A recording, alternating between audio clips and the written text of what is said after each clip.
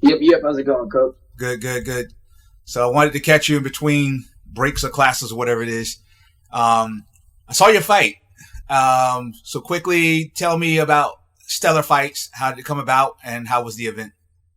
Oh, so Stellar Fights is awesome. My manager had got us to fight for that. We're still trying to get something with XFC, but so we switched it to a non-exclusive contract to them not to buy the shows they do, and then me still be military. They're looking to do more stuff like overseas, and I wouldn't be able to get clearance to leave on like shorter notice for overseas, so they switched to a non-exclusive contract. Stellar Fights had an awesome show going on. They reached out.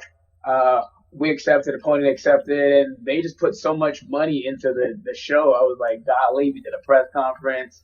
They had the media going out. I'm looking forward to fighting for the show again. It was that city's first all-pro MMA card that they've ever had. So there was so much media coverage and things behind it. It was good for exposure. Yeah, I saw that Deshaun Boatwright was on the card. Any other names that you might have recognized? So it was Deshaun Boatwright, Ryan Cafaro. He's the striking coach for Caitlin Chikagian, Sajara Eubanks. Works a lot. He's in the Catone guys. He works a lot with those guys. Works with Franky Edgar and Cody Garbrandt. How was the opponent to you? The guy that you fought, Armstrong. How was he to you? So going into it, I think we underestimated him honestly a little bit. He had a very good, seemed like probably a traditional martial arts background because he liked a lot of like the spinning kicks and he liked like the leg kicks, the side kicks, which were actually a hook kick, the opening rounds of the fight. And on film, I didn't think it was going to be that much of a threat when it got to the cage. You know, everybody's dangerous. When we got actually into the cage, I was like, okay, he actually has really good, decent timing and balance with his strikes, which made me have to be a little more calculated on my approach. But we knew that he was going to have a kick-heavy game based on what we could find on film. So just looking to counter the kicks with the punches, trying to keep it into my ideal striking range and not give him as much room to work. And then I saw that he was at a pretty decent jiu-jitsu gym. His head coach, one of the top guys, IBJJF, at his age and weight class. So I know he was going to have a very pedigree on the ground, which is why at one point in time my reflexes kicked in when I got a little overzealous. I have to say I dropped him. And was looking for some ground and pound. I bent over at the waist, which is a bad fight IQ of my behalf. Bent over at the waist, was punching down and over, which made the takedown super easy. And then I went instantly for a guillotine when I did get taken down. And then I actually had Deshaun Boatwright's coach in my corner, Rick McCoy, looking. If he's like, no, we're not playing jiu-jitsu with him. Don't let it play into his game. Be smart. Work your way up. And I was like, okay, yeah, correct. His ideal way to win would be either with a flashy kick or in the jiu-jitsu round. So let's use our common sense here and let's not make it a 50-50. Let's try to make it a 80-20. So I think I had the strength and the striking on boxing side. So I managed the guillotine, went to work my way back up. I did a traditional ejector seat get up, too much jiu-jitsu on my end, where I kicked myself into the cage. He climbed up to my back, and I had a little bit of success there. But I took him away from his corner because it was giving him great advice, actually. I was like, yeah, no, I don't want this guy being able to get the corner advice that he needs to finish the submission.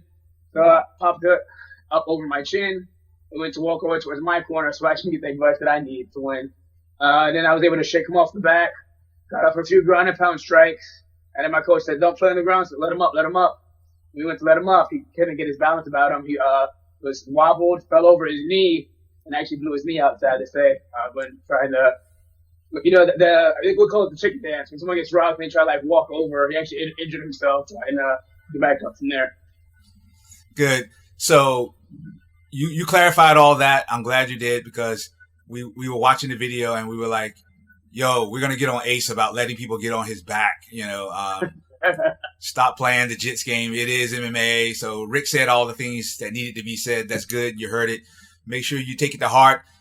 Remember something I've always told you, good coaches tend to repeat themselves no matter where you find those coaches. So Exactly. you probably heard Rick said, and you said, man, I've heard this before, It clicked in instantly. I was like, oh, you're right. And it's literally the same thing. Don't play into their strengths. Yeah. Don't play into their game. You don't want to make it a 50-50. You want to put it into your – I was like, I've heard these things so many different times. I mean, it's tempting. It's super tempting because you have the skill set and you want to dabble in it, you want to play in it, but it just doesn't make sense all the time. You have to be consistent and considerate of who the opponent is at the time.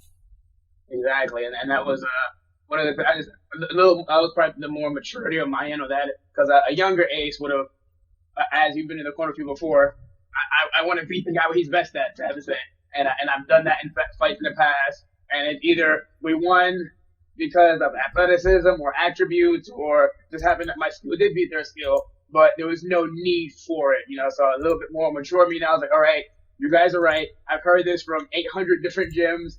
There's a reason that everybody is saying the same thing. So let's be smart about the situation and not play into their strengths or play into where they can win. Take it to where I can implement my game plan over there. At the end of the day, it's a fight. Anything can happen. I can be one of the best ranked jiu-jitsu guys in the world, but I'm fighting off of my bloody back against the cage for something. It's what do you say? Low risk. It was a high risk, low reward. High risk, low reward. And then, did you get to you hear about Trey Pace's success going into his first MMA fight, first championship fight, first 5-round fight? I did. I was like, oh my god, because I know I got a chance to work. Obviously, he's one of the Team Rock guys. I got a chance to work with him about that fight, and we knew that once he got into the ground, there's not going to be anybody, especially on the amateur level, that's going to be able to contend with him. He's literally elite on the ground. So being able to be calm, get it to where he needed to be, and have that fight IQ about him. Your first MMA fight, which is a title fight, to be able to perform the way he did. I'm just honestly happy. I got to watch the performance. It was a beautiful performance.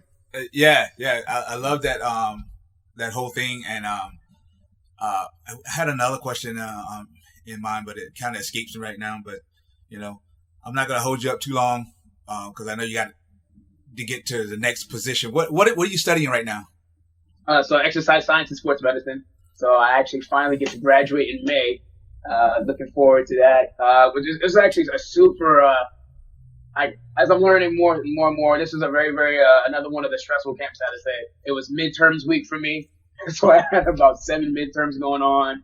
The military was letting us know which branches that we're about to get based on our scores that we got back. So that was also going on in my head. I should be getting the job I wanted. They put back the results military wise. So I was most preferred for medical service, which is something that I really want. And I was most preferred for military intelligence, which is my second highest choice. Passed on my midterms, luckily, turned in on my assignments on time and got everything done. But hindsight 2020, that is not something that we're looking to do ever again. You know what? I just realized what my last question was. Where are you right now? You between Fort Bragg and Tennessee, or are you stationed back in Tennessee?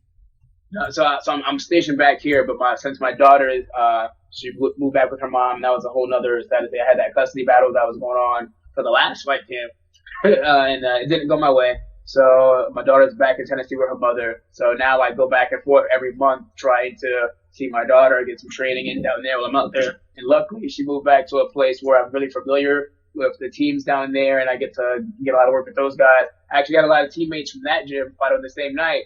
I had Nate Landwehr, he fought in the UFC. He won by anaconda choke, which is hilarious. That's one of my go-tos, and I won by knockout. So I guess we decided to switch roles for once.